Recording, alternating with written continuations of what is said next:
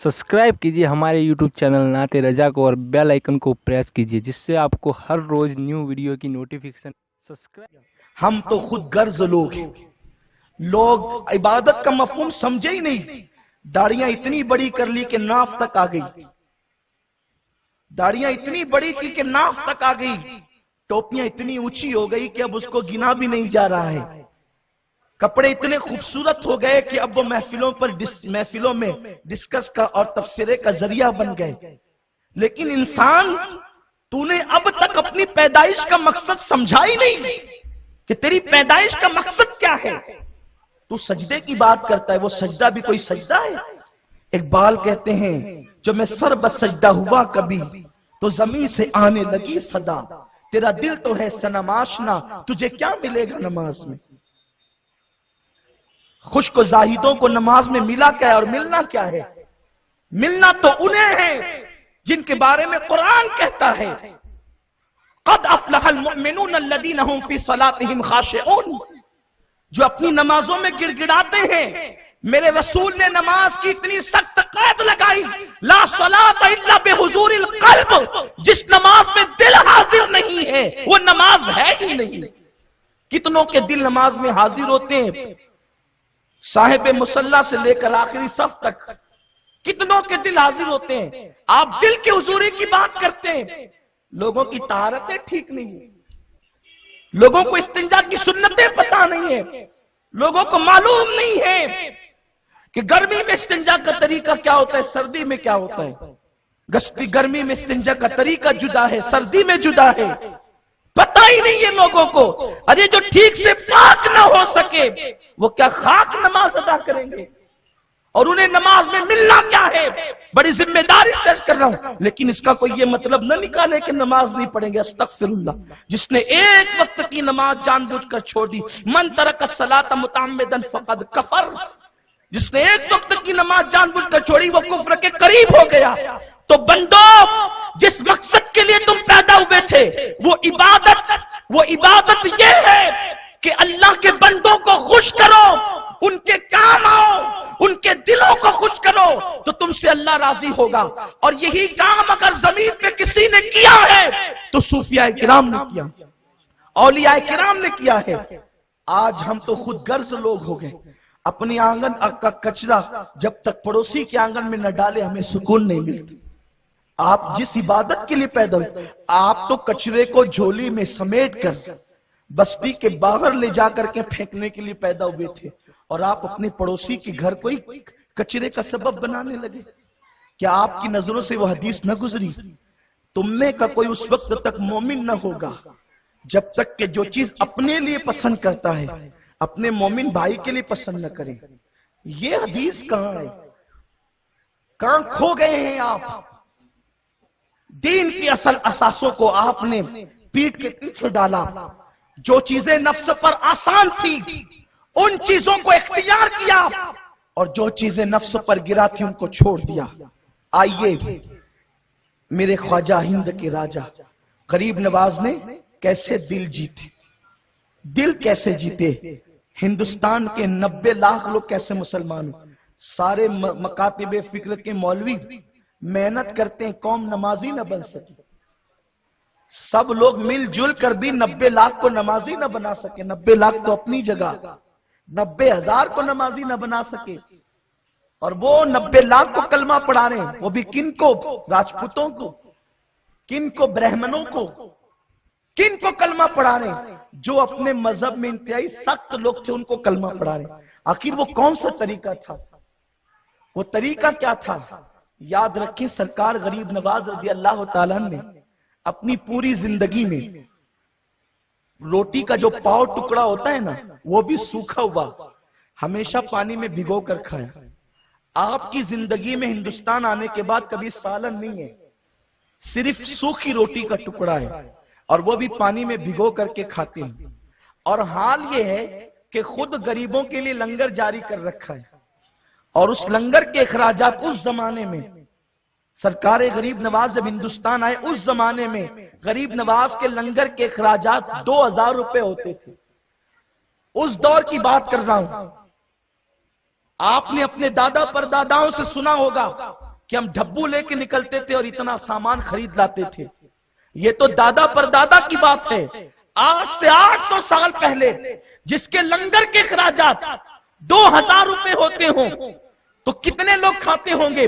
ہندوستان کے مورخین نے لکھا ہے کہ روئے زمین پر جو اجمیر مقدس شہر آباد ہے وہ شہر بہت بڑا تھا. بڑا اس لیے تھا کہ اس شہر کے اندر ہندوستان کا اکھنڈ بھارت کا سمراٹ رہتا تھا اور سینکڑوں بادشاہ جو اس اکھنڈ بھارت کے اندر اپنی اپنی حکومتیں اور سلطنتیں سنبھالتے تھے وہ سب کے سب باج گزار تھے اس بادشاہ کے جس کا نام پرتھوی راج چوہان تھا. غریب نواز پیوندار کپڑے پہن کر اور روٹی کے سوکھے ٹکڑے کھا کر اس وقت 2000 روپے یہ آتے کہاں سے تھے؟ تو سرکار غریب نواز نے خود فرمایا, بابا کتب اس کو بیان کرتے ہیں کہ جب بھی مطبخ کا ذمہ دار آتا اور عرض کرتا حضور کھانا بنانا ہے تو آپ فرماتے تھے میرے مصلے کے نیچے ہاتھ ڈال اور جتنا تجھے نکالنا ہے نکال لے. غور فرمائیں, وہ کھلاتے تھے. وہ کھانے والے لوگ نہیں تھے, کھلانے والے تھے. وہ لوگوں کی مصیبتیں دور کرنے والے تھے. بڑے بڑے پنڈت, بڑے بڑے جوگی غریب نواز سے مناظرہ کرنے آتے تھے.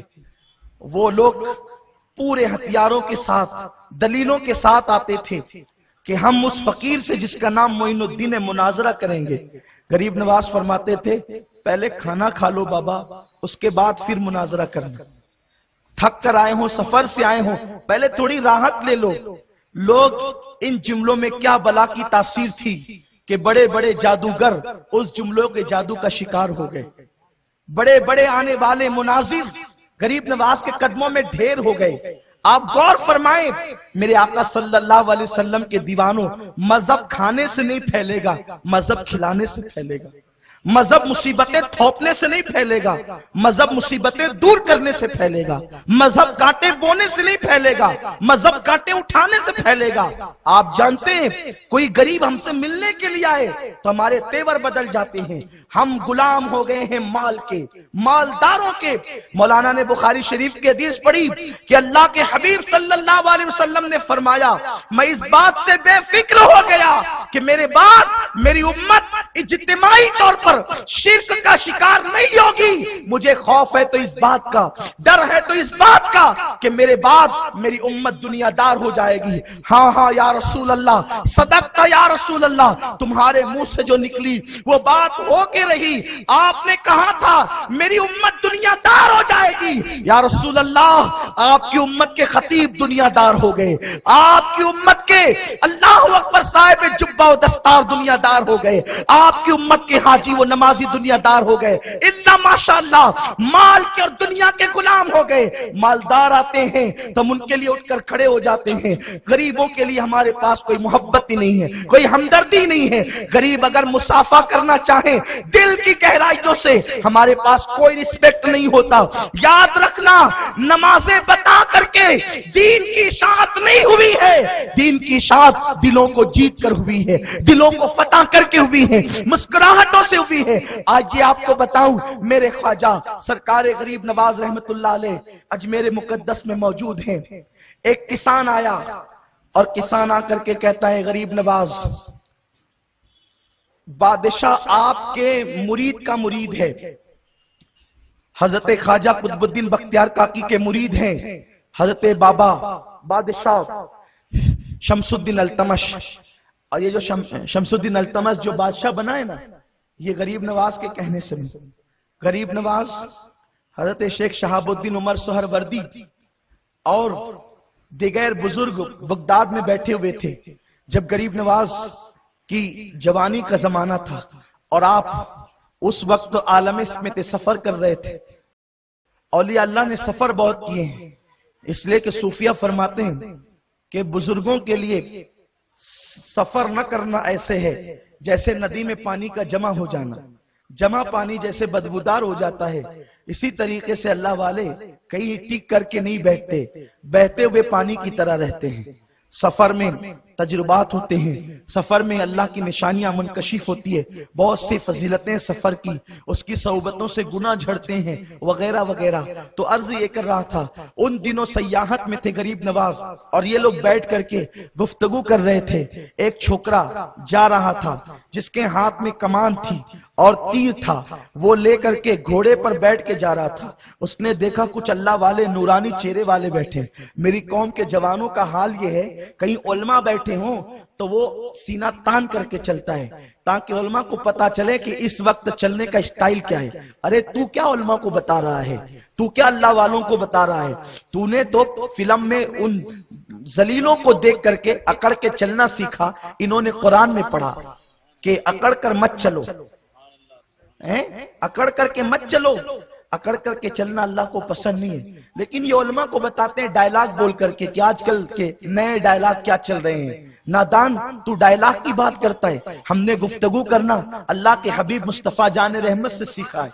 कहा वो जलील और कहा मुस्तफा जान रहमत की वो हसीन गुफ्तगू। अल्लाह अकबर कुल कह के अपनी बात भी लब से तेरे सुनी। अल्लाह को है इतनी तेरी गुफ्तगू पसंद। अदब उठ गया लोगों के दरमियान, इसलिए उठ गया कि कुछ फिरके अंग्रेजों ने यूं पैदा कर दिए कि जिन्होंने अदब ही उठा दिया।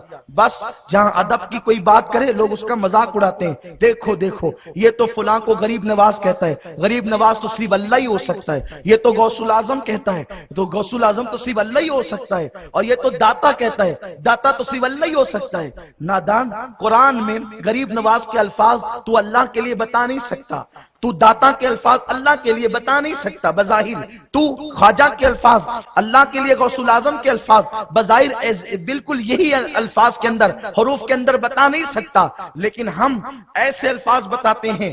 तीसरा पारा है, तीसरे पारे में अल्लाह फरमाता है अंता मौलाना, ए अल्लाह तू मौलाना है। तो जब अल्लाह मौलाना हुआ तो तेरा मौलवी भी मौलाना हुआ। तो जब तू कहता है कि अल्लाह गरीब नवाज है, किसी को गरीब नवाज कहना शिर्क है, तो अपने मुल्लाओं के आगे मौलाना लिखना छोड़ दो, क्योंकि अल्लाह ने मौलाना कुरान में अपने आप को कहा है अंता मौलाना। तो अब जिसको मौलाना का शिर्क हो गया। नादान, तू शिर्क की मशीन गन चलाता है, तू शिर्क के बम बरसाता है। ये दहशतगर्दी तुझे जहन्नम का ईंधन बनाएगी। सुन ले, अल्लाह मौलाना है बगैर किसी के बनाए से। अल्लाह मौलाना है हमेशा से और हमेशा, और मौलवी मौलाना है अल्लाह की अता से। तो जब तेरा मौलवी अल्लाह की अता से मौलाना हो सकता है, तो अजमेर का ताजदार अल्लाह की अता से क्या गरीब नवाज नहीं हो सकता? बगदाद का दूल्हा कि अल्लाह की अता से गौसुल आजम नहीं हो सकता? दाता अली हिजवरी कि अल्लाह की अता से दाता। जो चीज अल्लाह के लिए है वो बंदे के लिए शिर्क है। तो अल्लाह ने तो अपने लिए फरमाया इन्नहु हुवस समीउल बसीर, अल्लाह सुनने वाला और देखने वाला है। तो हम भी सुनने वाले देखने वाले बन जाओ, अंधे फोड़ो आंखें। हंसने की बात नहीं, बात तो सच्ची हंस कर रहा हूं। लोगों को बेवकूफ बनाना छोड़ो। तुमने लोगों को बेअदब बनाया, तुमने लोगों को बेअदबी सिखाई। बेअदब मत बनाओ, इसलिए कि बेअदबी बदनसीबी तक पहुंचाती और बाअदब बुलंद तकदीर का मालिक बनता है। इसलिए कि कभी कभी इबादतों से वो नहीं मिलता, नफल इबादतों से, जो अदब से मिला करता है। अदब वो चीज है, बाअदब बानसीब, बेअदब बेनसीब। कोई बंदा सिर्फ अदब ही सीख ले बस वो सब कुछ बन जाता है।